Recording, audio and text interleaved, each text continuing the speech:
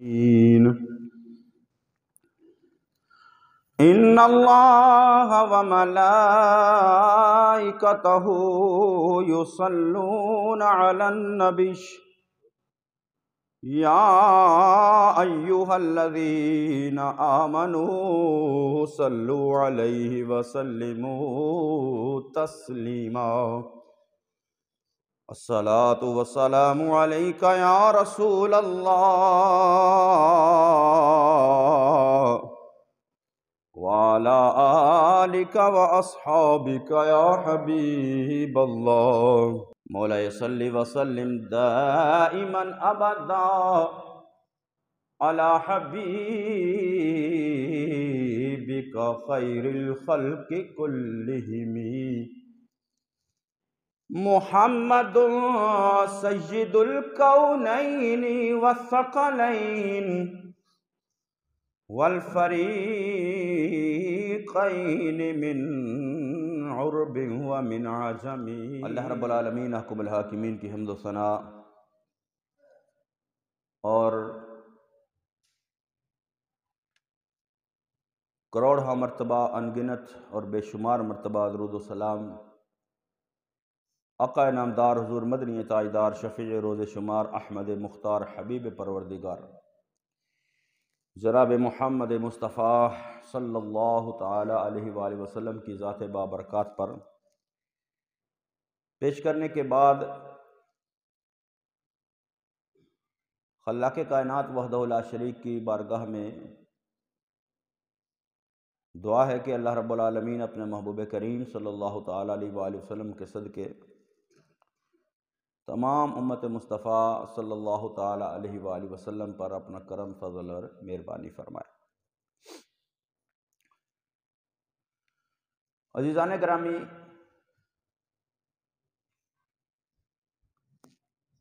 اللہ رب العالمین احکم الحاکمین تمام کائنات کا خالق ہے اور اس نے انسان سمیت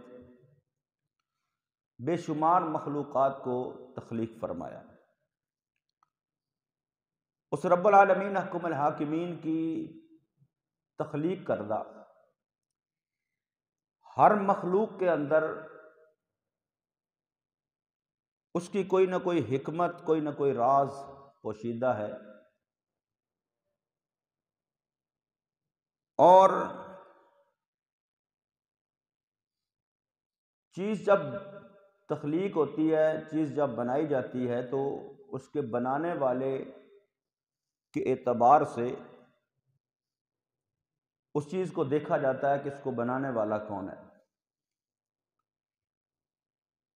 تو جب تمام تر مخلوقات کا خالق اللہ ہے تو ہر مخلوق اللہ رب العالمین احکم الحاکمین کی تخلیق کردہ ہے، تو اللہ کی تخلیق ہونے کی حیثیت سے، اللہ کی تخلیق ہونے کے ناطے سے ہر مخلوق وہ عظیم ہے، لیکن تمام تر مخلوقات میں سے اللہ رب العالمین احکم الحاکمین نے انسان کو عزت عطا فرمائی، تکریم عطا فرمائی۔ واصف علی واصف انہوں نے کہا کہ ہر شے بڑی اور قابل احترام ہے، چھوٹی تب نظر آتی ہے جب دور سے دیکھا جائے یا غرور سے دیکھا جائے۔ یعنی انسان کے اندر جب تکبر آتا ہے، غرور آتا ہے، تو پھر وہ دوسروں کو اپنے سے کم تر سمجھتا ہے، دوسروں کو حقیر سمجھتا ہے، دوسروں کو چھوٹا سمجھتا ہے، حالانکہ اللہ کی ہر مخلوق جو ہے وہ قابل احترام ہے، عظیم ہے، کیونکہ اس کا خالق جو ہے وہ اعلیٰ ہے، اس کا خالق رب العالمین احکم الحاکمین ہے۔ لیکن تمام تر مخلوقات میں سے سب سے اعلیٰ مخلوق جو ہے وہ اللہ رب العالمین احکم الحاکمین نے انسان کو بنایا۔ حضرت آدم علیہ نبینا علیہ الصلوۃ والسلام ابو البشر ہیں، پہلے انسان ہیں، تو اللہ نے ان کو کتنی عزت عطا فرمائی، کتنی تکریم عطا فرمائی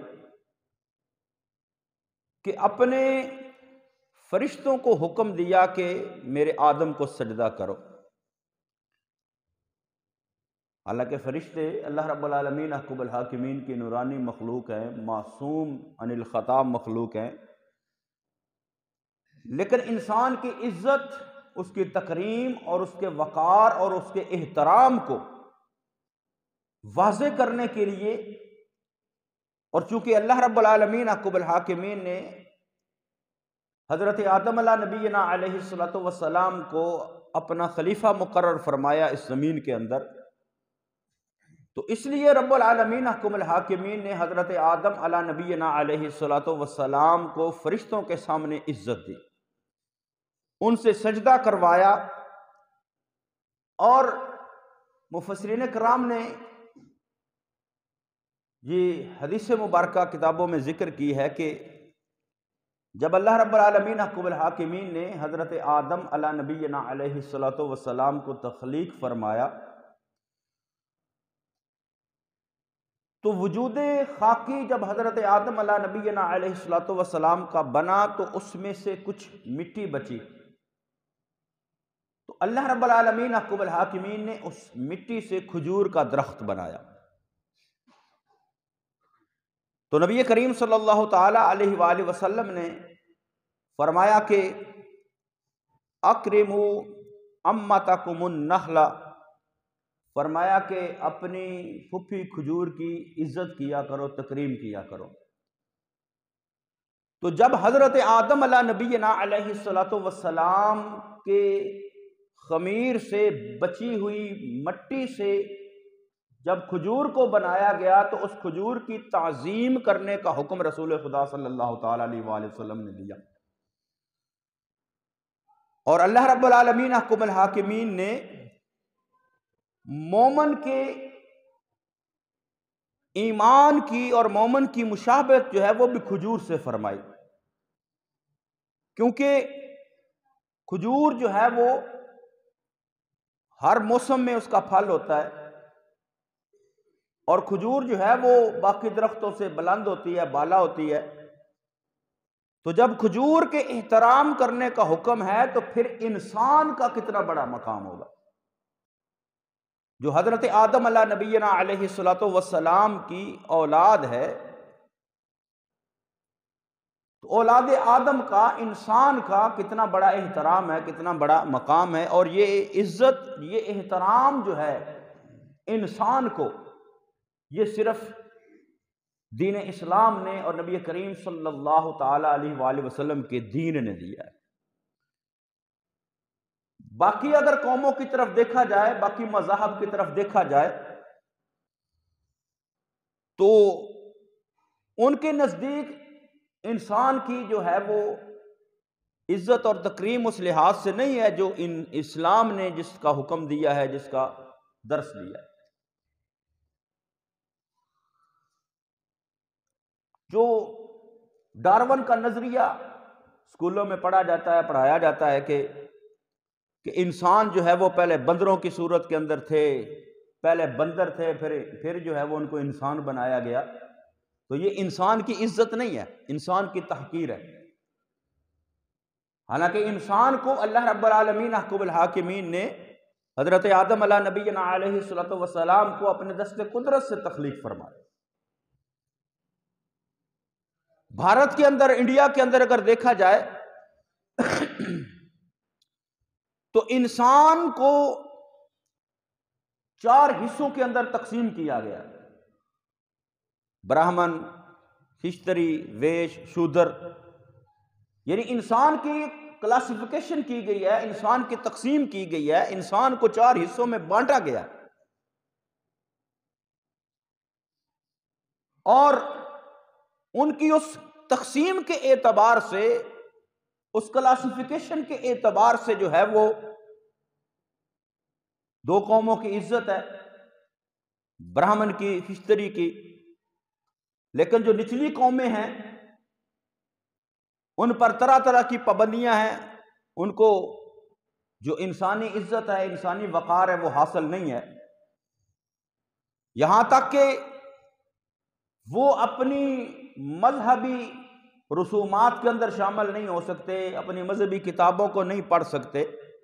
سن نہیں سکتے۔ اور کچھ قومیں ایسی گزری ہیں دنیا کے اندر جنہوں نے زمین کو پاک سمجھا، پانی کو پاک سمجھا، آگ کو پاک سمجھا، اور مرنے والے کو ناپاک سمجھ کر نہ زمین کے اندر دفن کیا، نہ پانی کے اندر بہایا، نہ آگ کے اندر۔ کچھ قومیں تو ہیں جس طرح ہندو وغیرہ، وہ انسان کو جب مر جاتا ہے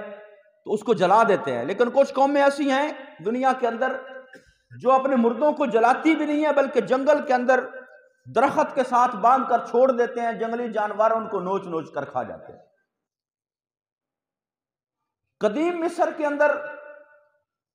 اگر تاریخ کو پڑھا جائے، دیکھا جائے تو قدیم مصر کے اندر یہ رواج تھا کہ اگر ان کا کوئی بادشاہ مر جاتا تو اس بادشاہ کو اس کی کرسی سمیت کسی غار کے اندر سجا سنوا کر رکھا جاتا، ساتھ جو ہے وہ کنیزیں اور غلام مرد و عورت اس کی خدمت پر مامور کیے جاتے، اور غار کا دروازہ جو ہے وہ اس کے سامنے دیوار لگا دی جاتی، اور وہ انسان اندر ہی گھٹ گھٹ کر مر جاتے۔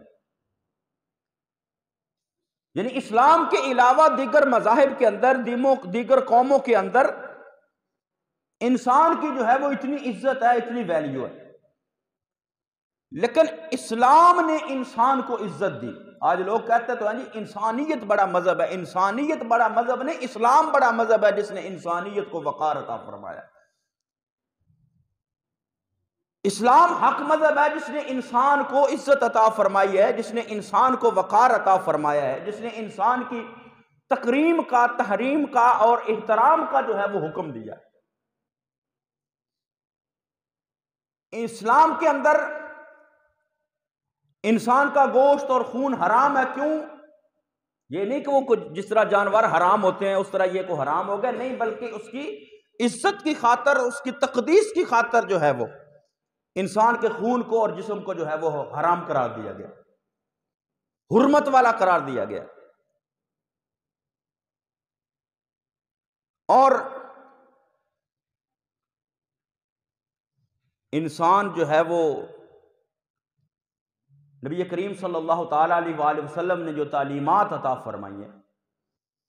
اس کے اندر ہے کہ انسان دوسرے انسان کو اپنے سے کم تر نہ سمجھے، اپنے سے حقیر نہ سمجھے، اپنے سے چھوٹا نہ سمجھے، بلکہ دوسرے کی عزت کرے، دوسرے کا احترام کرے، دوسرے کے وقار کو جو ہے وہ سامنے رکھے۔ نبی کریم صلی اللہ تعالیٰ علیہ وآلہ وسلم تشریف فرما تھے، ایک یہودی کا جنازہ گزرتا ہے۔ نبی کریم صلی اللہ تعالیٰ علیہ وآلہ وسلم نے ارشاد فرمایا اذا رأیتم الجنازۃ فقوموا، فرمایا جب جنازہ دیکھو تو کھڑے ہو جایا کرو احترام کے لیے۔ تو نبی کریم صلی اللہ تعالیٰ علیہ وآلہ وسلم تشریف فرمائے، ساتھ صحابہ ہے، صحابہ کرام رضوان اللہ تعالی مجمعین۔ تو ایک یہودی کا جنازہ گزرتا ہے، تو نبی کریم صلی اللہ تعالیٰ علیہ وآلہ وسلم نے فرمایا کہ کھڑے ہو جاؤ۔ آقا کریم صلی اللہ علیہ وسلم کھڑے ہوئے خود بھی۔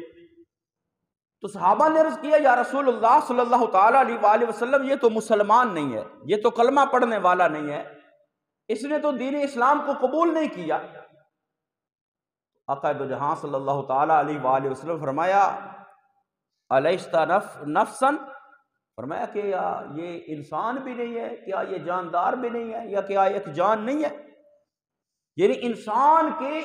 عزت اور وقار، اس کی تکریم کا حکم جو ہے وہ نبی کریم صلی اللہ تعالیٰ علیہ وآلہ وسلم نے اس طرح دیا کہ ایک یہودی کے جنازے پر بھی نبی کریم صلی اللہ تعالیٰ علیہ وآلہ وسلم نے کھڑے ہونے کا حکم ارشاد فرمایا۔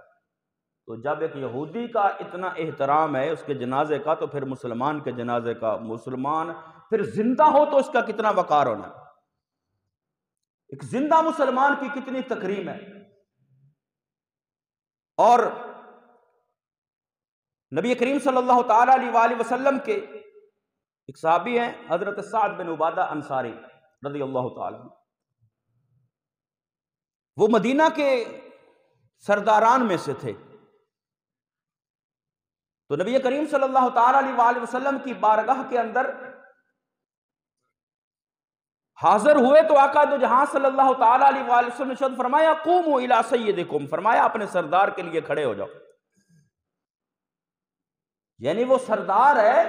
اس کی معاشرے میں عزت ہے، اس کی معاشرے میں تکریم ہے، لوگ اس کا احترام کرتے ہیں، تو اپنے اس سردار کے لیے تم بھی احترام کرو۔ ہاں، یہ نہ کسی کے دل میں آئے کہ میں خود جاؤں تو لوگ میرا احترام کریں، یہ تو تکبر پیدا کرتا ہے۔ لیکن اگر قابل عزت کوئی بندہ آتا ہے تو اس کا احترام کرنا چاہیے۔ نبی کریم صلی اللہ تعالیٰ علیہ وآلہ وسلم نے جو ہے اس کا حکم ارشاد فرمایا۔ لیکن اگر کوئی توقع کرے یہ کہ میں کسی محفل کے اندر جاؤں، کسی مجلس کے اندر جاؤں جہاں لوگ بیٹھے ہوں اور میرے جانے پر جو ہے وہ لوگ میرے لیے کھڑے ہو جائے، میرا جو ہے وہ استقبال کرے، میرے لیے دل میں یہ بات پیدا ہو، تو آقا کریم صلی اللہ تعالیٰ علیہ وآلہ وسلم نے ارشاد فرمایا کہ اگر کوئی ایسا کرے، ایسا سوچے کہ لوگ میرا اس طرح احترام کریں، تو فرمایا وہ اپنا ٹھکانہ جہنم کے اندر بنائے۔ ہاں، اگر کوئی قابل عزت ہے تو پھر دوسرے لوگوں کو چاہیے اس کی عزت کرے، اس کا احترام کرے، اس کے وقار کو خیال رکھے، لیکن کسی کے دل میں یہ بات نہ ہے کہ میں جاؤں تو میرے لیے لوگ کھڑے ہوں۔ آج تو انسان سے اتنی نفرت کی جاتی ہے کہ ایک برتن کے اندر ہم جو ہے وہ پانی پینا، کھانا پسند نہیں کرتے۔ حالانکہ نبی کریم صلی اللہ تعالیٰ علیہ وآلہ وسلم کی وہ مشہور حدیث مبارکہ، مشہور معجزہ ہم بیان تو کرتے ہیں، سنتے بھی ہیں کہ نبی کریم صلی اللہ تعالیٰ علیہ وآلہ وسلم کے صحابی حضرت ابو ہریرہ رضی اللہ تعالی عنہ بھوک لگی تو اس وقت نبی کریم صلی اللہ، مختصر عرض کرتا ہوں، نبی کریم صلی اللہ تعالی علیہ وآلہ وسلم نے حضرت ابو ہریرہ کو ساتھ لیا، گھر کے اندر تشریف لے کر آئے تو ایک دودھ کا پیالہ جو ہے وہ ہدیہ کے طور پر پیش کیا گیا۔ اب پیالہ ایک ہے دودھ کا، تو نبی کریم صلی اللہ تعالی علیہ وآلہ وسلم نے حضرت ابو ہریرہ کو، چونکہ بھوک لگی ہوئی تھی، عرض کیا یا رسول اللہ مجھے بھوک لگی ہے، گھر سے باہر نکلے، ابو بکر آئے تھے، عمر آئے، لمبا واقعہ،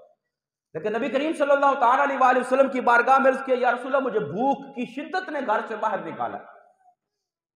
تو نبی کریم صلی اللہ تعالی علیہ وآلہ وسلم حضرت ابو ہریرہ کو لے کر گھر تشریف لائے، دودھ کا پیالہ جو ہے وہ پیش ہوا، تو حضرت ابو ہریرہ فرماتے ہیں میں دل میں خوش ہوا، چلو میری بھوک جو ہے وہ ختم ہو جائے گی، دودھ نوش کروں گا، دودھ پیوں گا۔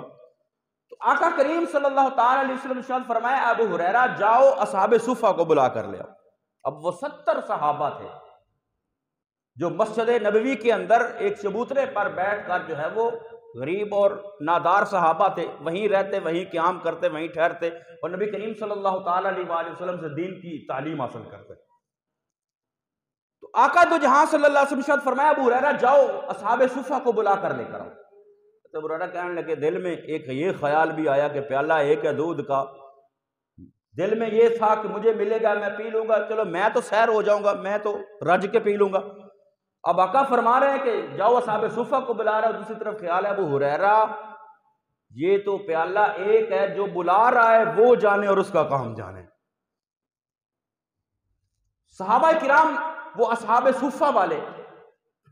جب آئے تو آقا دو جہاں صلی اللہ تعالی علیہ وسلم نے فرمایا کہ اے ابو ہریرہ ان کو دودھ پیش کرو۔ حضرت ابو ہریرہ فرماتے ہیں کہ میں نے اصحاب صفہ کو، پہلے ایک صحابی، پھر دوسرے، پھر تیسرے، 70 صحابہ نے وہ دودھ کا پیالہ نوش کیا، لیکن دودھ کے اندر کوئی کمی نہیں آئی ہے۔ جب 70 صحابہ نے، اصحاب صفہ نے وہ دودھ کا پیالہ نوش کر لیا، سب سیر ہو گئے، عرض کیا یا رسول اللہ صلی اللہ تعالی علیہ وآلہ وسلم سب نے سیر ہو کر پی لیا۔ تو آقا دو جہاں صلی اللہ تعالی علیہ وسلم نے فرمایا ابو ہریرہ اب تو پی لے۔ حضرت ابو ہریرہ فرماتے ہیں کہ نبی کریم صلی اللہ علیہ وسلم نے حکم ارشاد فرمایا، میں نے دودھ کے پیالے کو منہ لگایا اور خوب، جس طرح پنجابی کہتے ہیں، خوب رج کے پیتا، خوب سیر ہو کر پیا۔ جب سیر ہو کر پیا تو عرض کیا یا رسول اللہ صلی اللہ تعالی علیہ وسلم میں نے پی لیا ہے۔ پیالہ پھر ویسے کا ویسا ہے۔ آقا نے فرمایا ابو ہریرہ اور پیو. ابو ہریرہ فرماتے ہیں کہ میں نے دوبارہ پیالہ منہ کو لگایا، پھر میں نے جو کثر تھی وہ نکالی اور خوب سیر ہو کر پیا. نبی کریم صلی اللہ علیہ وسلم نے پھر تیسری مرتبہ فرمایا ابو ہریرہ اور پیو. بات ہے کہ میں نے پھر جب تیسری مرتبہ پیا تو عرض کیا یا رسول اللہ صلی اللہ تعالیٰ علیہ وآلہ وسلم اب گنجائش نہیں ہے، پیالہ ویسے کا ویسا ہے. تو پھر نبی کریم صلی اللہ تعالیٰ علیہ وآلہ وسلم کی بارگاہ کے اندر اس پیالے کو پیش کیا تو آقا دو جہاں صلی اللہ تعالیٰ علیہ وآلہ وسلم نے اس پیالے کو نوش فرمایا تو پھر جو ہے وہ پیالہ دودھ کا ختم ہوا. یہ نبی کریم صلی اللہ تعالیٰ علیہ وآلہ وسلم کا معجزہ ہے کہ دودھ کا ایک پیالہ جو ہے وہ 70 اصحاب صفہ، ایک حضرت ابو ہریرہ اور رسول خدا صلی اللہ تعالیٰ علیہ وآلہ وسلم 71 لوگوں نے پیا. وہ دودھ کا پیالہ ختم نہیں ہوا، بعد میں نبی کریم صلی اللہ تعالیٰ علیہ وآلہ وسلم نے اس پیالے کو نوش فرمایا تو ختم ہوا. یہ ہم معجزے کے طور پر بیان کرتے ہیں، علماء کرام بھی بیان کرتے ہیں، خطیب بھی بیان کرتے ہیں، ہم سنتے ہیں، لیکن اس کے اندر ایک چھپی حقیقت کو دیکھیں. آج ہم تو ایک دوسرے سے نفرت کرتے ہیں، ایک مسلمان دوسرے مسلمان کے برتن میں کھانا پسند نہیں کرتا. ایک گلاس میں اگر کسی نے پانی پیا ہے دوسرا بندہ اس گلاس میں کے اندر پانی نہیں پیتا. حالانکہ نبی کریم صلی اللہ تعالیٰ علیہ وآلہ وسلم فرمایا مومن کے جوٹے کے اندر شفا ہے.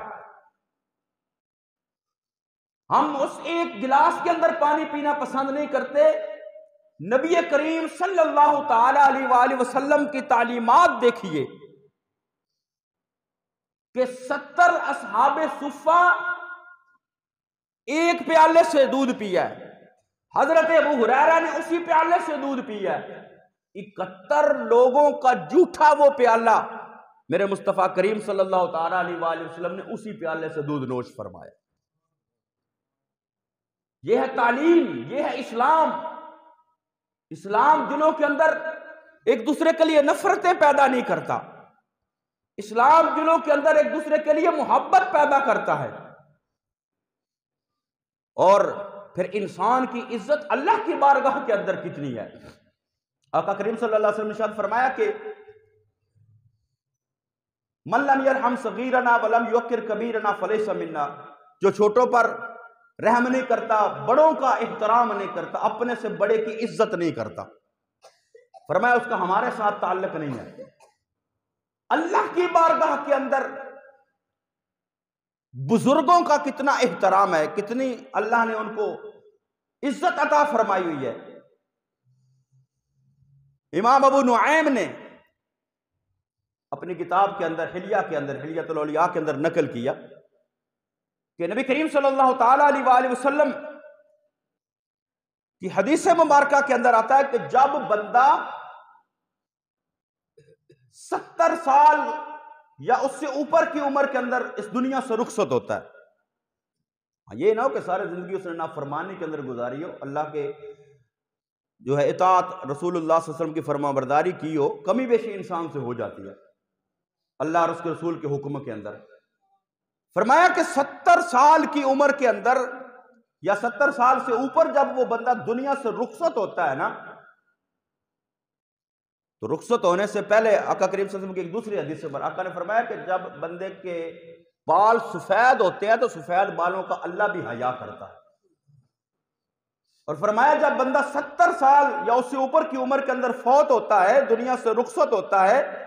تو اللہ اس کے بڑھاپے کی قدر کرتے ہوئے فرمایا اللہ اس شخص کو بغیر حساب کے جنت کے اندر داخل فرما دے گا. یہ بوڑھوں کی عزت اسلام سکھاتا ہے. اللہ کی بارگاہ میں بزرگوں کی، اپنے سے بڑوں کی جو ہے وہ عزت دین اسلام ہمیں اس بات کی تعلیم دیتا ہے.